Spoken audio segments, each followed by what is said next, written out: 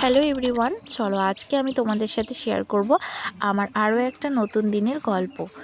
তো চলো তোমাদের সাথে শেয়ার করি। তো জানো তো, আমার লাইফে না প্রচুর পরিমাণে টক্সিক মানুষ আছে, যাদেরকে আমি এই মুহূর্তে আমার লাইফ থেকে ডিলিট করে দিয়েছি। কিন্তু সেই মানুষগুলোর এক্সিস্টেন্সের জন্যই আজ আমার এই অবস্থা।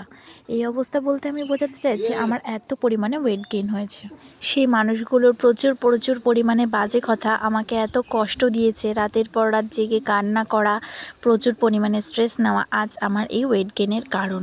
আর মন খারাপ করে ওভার ইটিং করা, এটা হচ্ছে সবথেকে বড় ব্যাড হ্যাবিট। যাই হোক, এই সমস্ত ব্যাড হ্যাবিটগুলোকে তো আমি আস্তে আস্তে দূর করার চেষ্টা করছি। আমি এতেই খুশি যে আমি দেরিতে হলেও বুঝতে পেরেছি যে মানুষগুলো আমার জীবনে থাকলে আমার জীবনটা আরও খারাপ হয়ে যেতে পারে। তো সেই জন্য আমি সেই সমস্ত মানুষগুলোর সাথে কথা বলা একেবারেই বন্ধ করে দিই আর তাদের থেকে অনেকটা ডিস্টেন্স মেনটেন করার চেষ্টা করি। আজ সেই মানুষগুলো পড়ে রয়েছে আমার সোশ্যাল মিডিয়ার ব্লক লিস্টে, আর আমি আমার লাইফে অনেকটাই এগিয়ে এসেছি। আমি জানি আমার এই এগোনোটা কারোর কাছে অতি সামান্য, কিন্তু আমি এতটুকু এগিয়ে আসতে পেরেই আমি খুব খুশি। কারণ আমি যে কি পরিমাণে টক্সিক মানুষদের ভিড়ে আটকে ছিলাম সেটা একমাত্র আমি জানি আর আমার ভগবান জানেন।